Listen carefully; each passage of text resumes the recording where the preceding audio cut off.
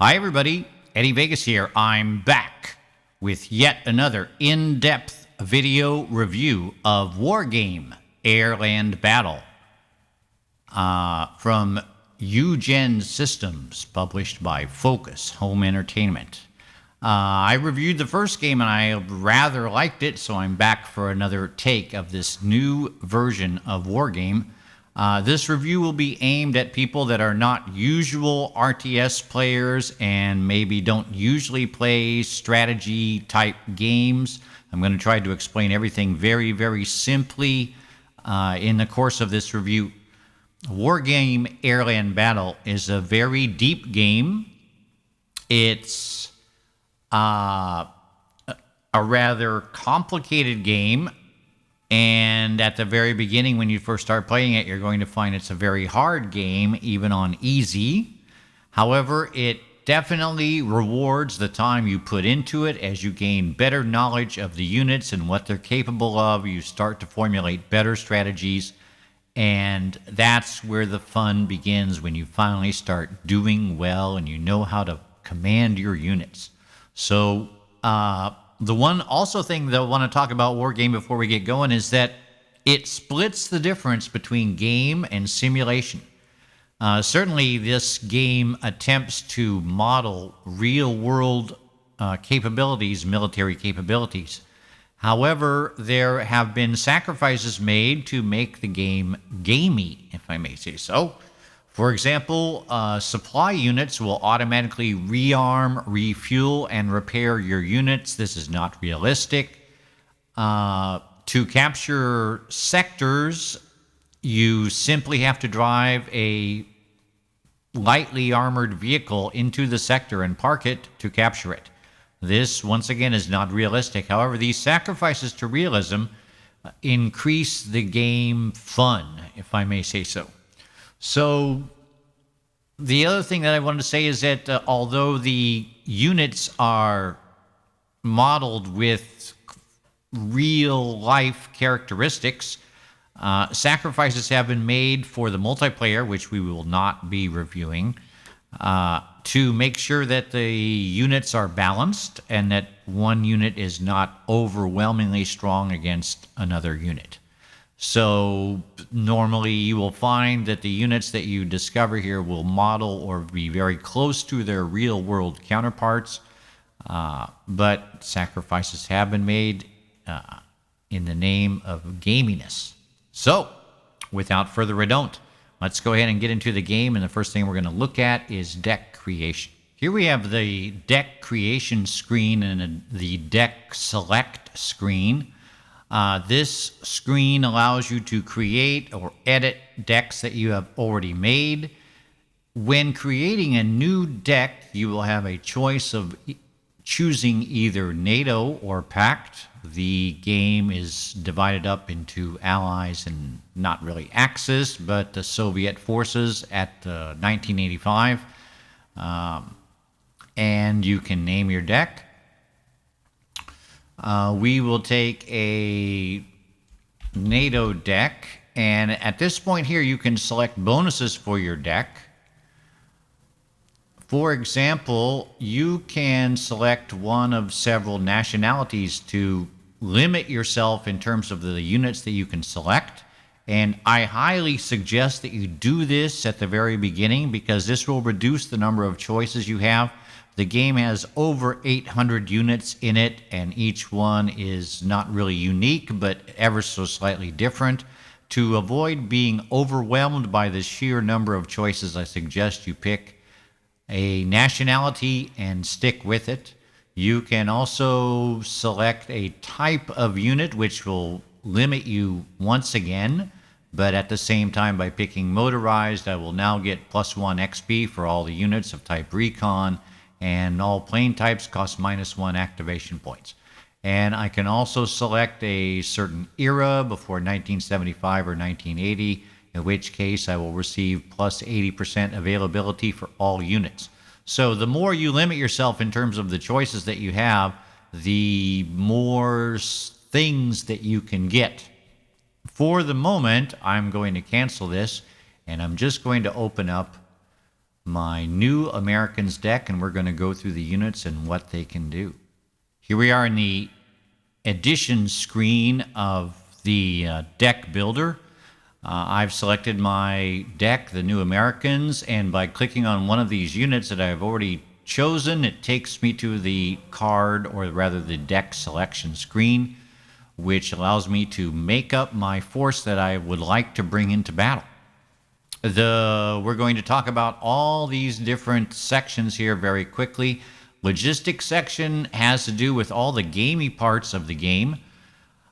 You have these units that have a little star icon, and these are your command vehicles, which, as I said before, are capable of capturing areas, which will give you more income, which will allow you to buy more units.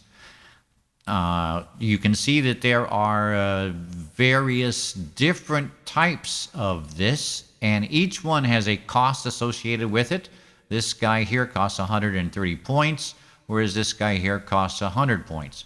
The difference, this guy has a gun on him, and that's why he costs more. You should keep that in mind as you continue, because sometimes the statistics, especially when you're first starting, can be really confusing.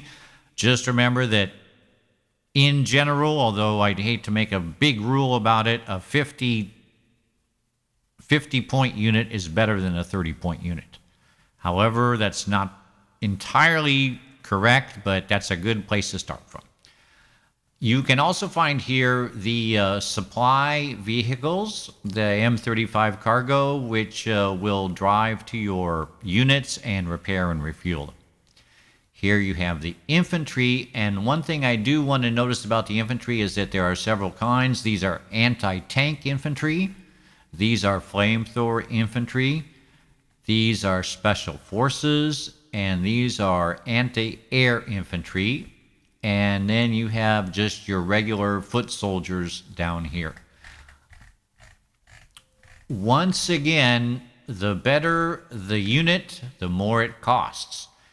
One thing that I did not see at the very beginning was being able to put your pointer over the vehicle that is carrying the troops, and you will get the statistics about that vehicle immediately. For example, if I pick this ATM Dragon here, I will see that he is being brought by a M113A Dragon. And if I put my pointer here, I can see that it's being brought by a Humvee, and to the right I have all the statistics on it. The support vehicles fall into several classes. You have your artillery. You also have mortars. Let me see if I can find one. Normally they have some. Yes, here we go. You have mortars. You also have your anti-air vehicles. And sometimes you will find anti-tank vehicles here too, but not often. Each one of the, I would like to point out, each one of the units is very lovingly modeled, and you can even click on the unit and tell it to move around, which is pretty cool.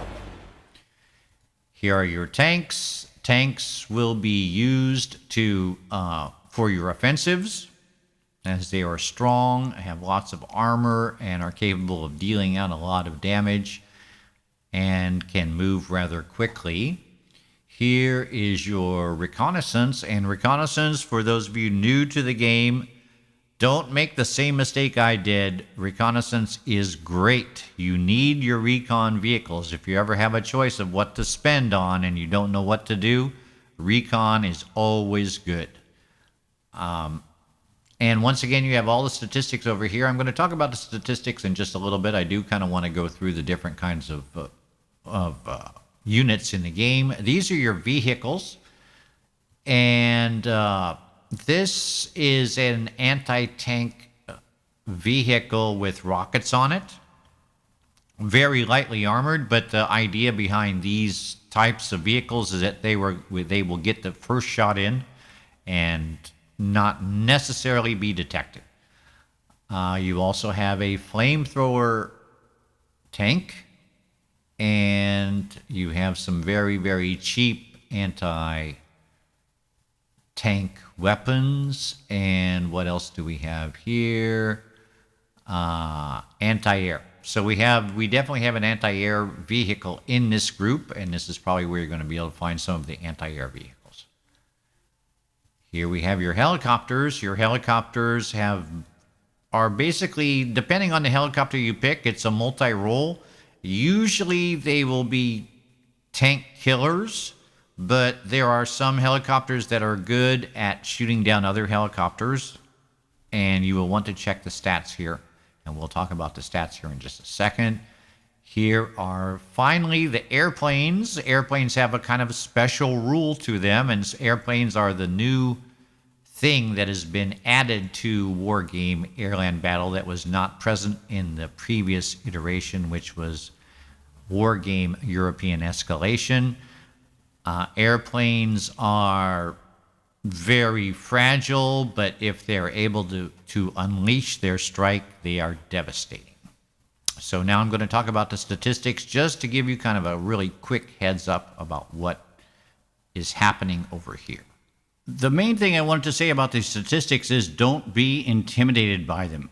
You get very detailed pop-ups. For example, I can hold my pointer over the carabine, and I can see it's an infantry weapon. It also has a range in fighting other infantry of 525 meters, and it can actually shoot at helicopters too. This is a light anti-tank weapon, so we know that it's going to be being able to shoot at tanks, and here's its armor-piercing power. Everything is color-coded. Here's the armor, which does not apply, of course, to a unit, but if I were to select a tank of some sort, then I would see that armor begins to be important. The unit is more heavily armored in the front, as is in real life, and so flanking shots or rear shots are going to do much, much more damage. You also have the strength of the unit, the number of soldiers in a squad, although that doesn't really apply. Its size is big, which makes it easier to hit. Its optics are poor. It can't really see a whole lot of other things. Speed off-road is 70 kilometers an hour, and on the road it's 110. It has very bad stealth. It has a lot of fuel capacity. It can go 500 kilometers without being refueled. Stabilizer is okay. Stabilizer has to do with being able to shoot on the move, and etc., etc., etc. So don't be intimidated by these stats. Blue is good, orange is okay, and red is bad. And when in doubt, put your pointer over it and try to remember what it says. I think that discovering the units and what they're good at is a big part of the fun of the game, and I hope you do too. And we finally get to see some gameplay. Here's a game against a computer I played where I dilly-dallied a little bit too long and let them take Echo, so I probably will be mounting a counteroffensive here pretty soon. This is the zoomed out view, and this has just such a lovely zoomed in view. Just put your pointer over a unit and you are in sticky mode, and you get to follow that baby down and take a look at the sumptuous graphics. I'll tell you what, I am just loving these graphics so much. There's my Abrams, so now I want to follow my Abrams. Boom. I roll my mouse forward, and there I'm following my Abrams. It's just so awesome. Maybe I want to see these guys. Well, there they go. There's the T-80s. Let's see what happens to them. Oh, I think they just are catching a little bit of helicopter fire there, which they didn't like one bit. And there's probably some more coming, too. Still, these are some... Boom. I like that. Fantastic graphics. I tell you what, I just love the heck out of these graphics. Also, just to point out in that once you learn the unit icon and what it means, these are pretty well clearly marked in terms of what they are and what they can do. Eventually you will learn that the two little things pointing up in the sky is an anti-air unit. The little flashing thing says that he's getting ready to run out of gas, which I didn't know that he was so limited in gas. I didn't look at the statistics, so I didn't know that. The bleep, bleep, bleep, I hate it. It means that you're being attacked somewhere. And here we're having a flank attack from the computer, who has definitely caught me unawares and is now pounding the heck out of my M1 Abrams. And I don't like that at all. However, here come my helicopters to the rescue. And you can even hide the HUD and get right down with nothing but sumptuous graphics to enjoy. I just think that is so great myself. The next thing I'm going to talk about is the campaign and how this all comes together. Here we are in the campaign list screen where we can pick one of the 4 available campaigns in the game. I can tell you right now that playing the first campaign probably won't teach you very much about the game in terms of actually how the campaign works. I'm going to go ahead and select Fortress Oslo and launch it. And I can also suggest that if you're not familiar with this kind of game, to put it on easy. The computer really knows how to play the game really well. And putting it on easy is just going to provide a challenge, but at the same time, you'll probably win. You'll be ready for medium after that. Your objectives as NATO are to seize Oslo, Copenhagen, and Stockholm. Let's do it. Okay, clouds are forming over the Baltic Sea. Worsening conditions could disrupt enemy operations. Actually, this has something to do with something. Here we have the campaign screen. We are NATO, and we have at our disposal 1 battle group. The battle groups are chosen for you, and I'm going to go over what everything means. And especially these dots up here. These dots are not the strength of the unit as you might think. It's the initiative. The higher the initiative, the more starting points to deploy at the beginning of a battle. Starting points are what you use to buy units. The more starting points you have, the more units you can buy. If the other army has low initiative, he will not be able to start with very many units, giving you an advantage over him. As well, this number here, which is just kind of poking over here in the corner, is super important. This is morale. The higher the morale, the more victory points required to beat your opponent. There will lead to situations in the campaign where you will think it's a stalemate. It's actually not. I'll explain that later. The other thing I would like to explain is what are political points. These are political points, and they have about the worst name that I could possibly imagine. Political points allow you to buy more battle groups, because when you click here, you can see that now I'm on day 0, and I can buy, if I want to, the 3rd Command Brigade.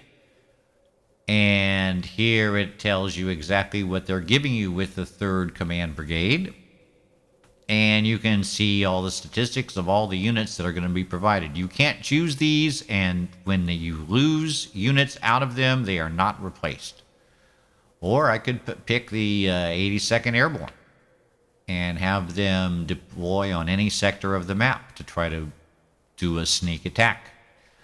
I also have several strike possibilities. I can do aerial recon, which will tell me what this unit is. Right now, I don't know what it is, and let's just go ahead and do aerial recon on it right now.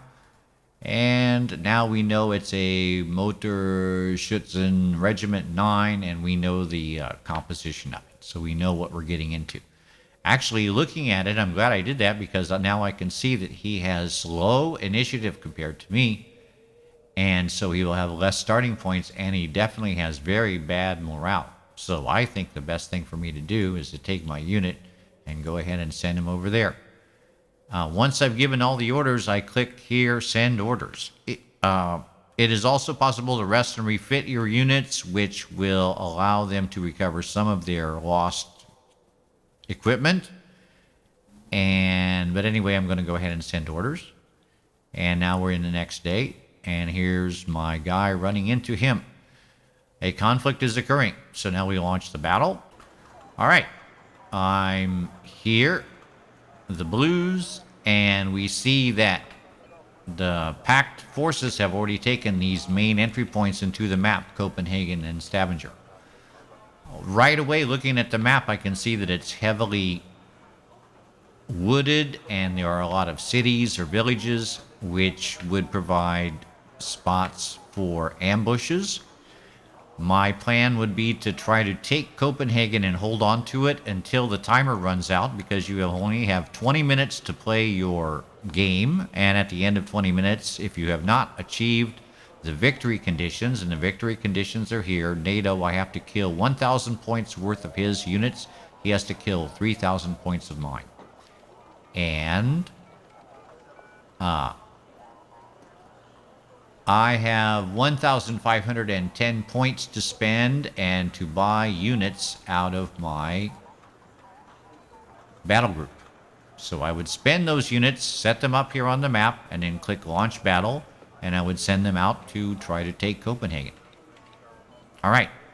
So the main thing is to remember what initiative, morale, and political points are. Because once you've understood that, you're going to understand that morale is really, really important in terms of beating down the enemy. But at the same time, what you find is the battles go on is that they tend to go on for several days. And during that time, especially if there are draws, and there are quite a few draws, the enemy and you will gain morale by not losing the battle. So you'll actually gain morale, making both the enemy and yourself harder to beat. The key is to gradually wear them down. For example, you might be asking yourself, why are there all these 1-point sectors here between the valuable sectors? The 1-point sectors are not necessarily to get points from, but if you hold this sector, for example, if you're holding Foxtrot at the end of the battle, if the battle should go on to the next day, you'll be able to deploy troops in Foxtrot and thereby have a sort of a head start to attack Stavanger, if that's what you wanted to do. So the idea is not necessarily to achieve the 3,000 points or however many points you're going to require, but to gradually wear the computer or the enemy down until you're able to wipe out his last command vehicle, in which case you achieve a total victory on him. So don't expect to win the campaign battles in one day. It's normal that they should go on for 2 days or 3 days. Just keep in mind that a draw is not such a big deal as long as you are wearing your opponent down. All right, I'll be back with final words in just a second. All right, final thoughts. My first thing that I probably don't like about this game is a relatively minor one. It's that hardly anything is correctly explained. For example, the tutorials are basically terrible to get you into the game. The tutorials say, bandbox these tanks and give them an attack move. Some of them get a little bit harder there a little bit later, but at that point there, you will be unprepared to deal with the situation as it stands. Same thing with the campaign. I functioned under completely false assumptions for a good long time until somebody finally set me straight in terms of exactly how the initiative and morale and everything work together. Read the manual. What can I say? This is a game where the tutorial is terrible, but the manual will basically get you up to speed. My other big problem with this game is that it's so beautiful. And to maintain good situational awareness, you'll need to stay on the zoomed out view. And the zoomed out view, of course, all it is a bunch of boxes that are getting ready to run into a bunch of other boxes. Not fun. As soon as you zoom in on some action, you are liable to miss action in other places.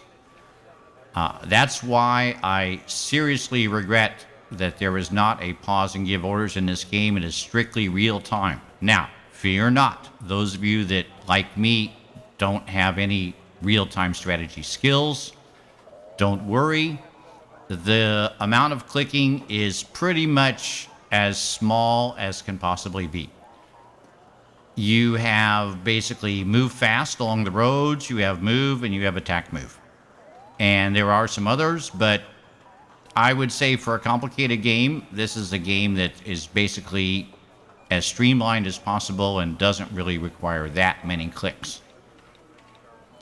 There are still some bugs in the game. However, at this point, I would like to congratulate the developers for their tenacity and their application in squashing bugs and updating the game. I have never seen developers work as hard as Eugen Systems in making sure that their game works.